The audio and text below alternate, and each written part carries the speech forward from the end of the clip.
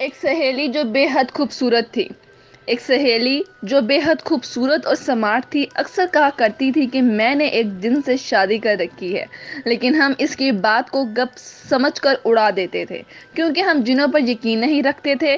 اس لیے کسی جن سے شادی تو انتہائی بےہودہ اور ناممکن لگتا تھا۔ وہ چونکہ شرارتی تھی، اس لیے کبھی اس پر غور نہیں کیا۔ اور 15 سال بعد اس سے ایک مارکیٹ میں ملاقات ہوئی تو ایک دوسرے کا حال معلوم کرنے کے دوران اس کی گھریلو زندگی کے بارے میں پوچھا کہ کیا اس کی شادی ہو چکی ہے، بچے کتنے ہیں، تو حسب معلوم ہنس کر بولی، شادی تو بہت پہلے سے کر چکی ہوں، بتایا تھا کہ ایک جن سے بیاہ کیا تھا۔ جانے دو، کیا بات کرتی ہو، تمہاری یہ عادت ابھی تک نہیں گئی؟ میں نے کہا، ہیں کیا تم اس کو مذاق سمجھتی رہی ہو؟ اس نے حیرت سے سوال کیا۔ یہ مذاق نہیں، حقیقت ہے۔ میرا شوہر ایک جن انسان نہیں۔ اب پوچھو گی تو کہ ایک جن سے شادی کیسے ہو سکتی ہے، تو اس بارے میں خود کھوج لگا لو۔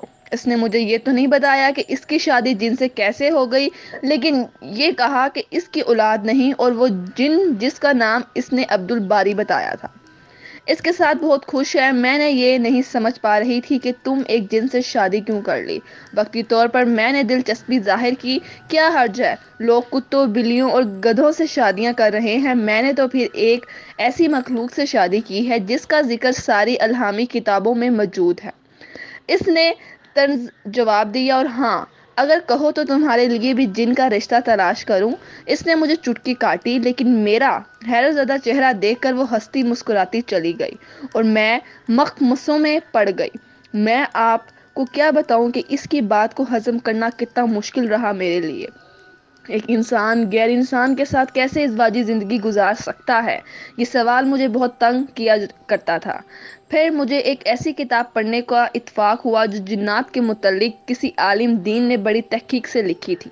یہ برسوں پرانی کتاب اسلامی حوالوں سے جنات کی زندگی کے بارے میں دلائل دیتی ہے۔ اس کے بعد میں یہ سمجھ سکتی ہوں کہ جنات مختلف صورتیں اپنا لیتے ہیں، کبھی سانپ بچھو کی شکل اختیار کر لیتے ہیں، اور کبھی اونٹ، گائے، بکری، گدھے، گھوڑے اور خچر وغیرہ کی شکل اختیار کر لیتے ہیں، اور کبھی پرندوں کی شکل اختیار کر لیتے ہیں، اور کبھی انسانوں کی شکل اختیار کر لیتے ہیں، جیسا کہ شیطان سراقہ ابن ملک کی شکل میں کفار کے پاس آیا تھا جب وہ بدر کی طرف نکل پڑے تھے، جیسا کہ قرآن کریم نے اس طرف اشارہ کیا ہے کہ شیطان ایک نجدی بوڑھے کی شکل میں آیا تھا، جبکہ کفار دارالدین میں آپ صلی اللہ علیہ وآلہ وسلم کے بارے میں مشورہ کرنے کے لیے جمع ہوئے تھے، جیسا کہ قرآن کریم میں اس کا ذکر ہے۔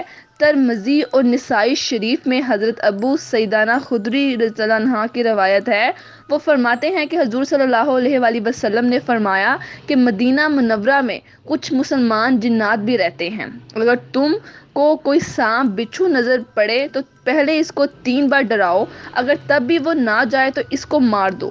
جب کسی پر جنات آتے ہیں تو اس کے بدن میں داخل ہو کر اثر کرتے ہیں، اسی طرح شیطان انسان کے بدن میں خون کی طرح دوڑا کرتا ہے۔ اگر ان کا عنصر ناری نہ ہوتا تو یہ دونوں قسم کے آدمی جل کر خاک ہو جاتے۔ حضرت امام مالک سے لوگوں نے دریافت کیا کہ ایک جن ہماری لڑکی سے شادی کرنا چاہتا ہے۔ آپ رضی اللہ عنہ نے فرمایا کہ شرعی اعتبار سے تو کوئی حرج نظر نہیں آتا، لیکن میں اس کو اس وجہ سے ناپسند کرتا ہوں کہ جب اس قسم کی عورت حاملہ ہو جائے گی اور لوگ اسے دریافت کریں گے کہ تیرا شوہر کون ہے، تو وہ یوں کہے کہ جن سے، تو اس سے اسلام میں فساد پیدا ہو جائے گا۔ امام مالک کا یہ ارشاد ابو عثمان سید ابن عباس رازی نے اپنی کتاب کتاب الامام بالوصفاوی باب نکاح الجنت میں نقل کیا ہے۔ جنات کی ایک حقیقت اور اس کی انسانی عورتوں سے شادی کے امکانات پر عملی طور پر میں جان چکی ہوں، اور اب مجھے اشتیاق ہو رہا ہے کہ اپنی سہیلی سے مل کر اب اس کی یہ کہانی بھی سنوں کہ ایک جن زادے کے ساتھ وہ دن رات کیسے بسر کر رہی ہے۔ اب جب ملے گی تو پوچھ کر آپ سے شیئر ضرور کروں گی۔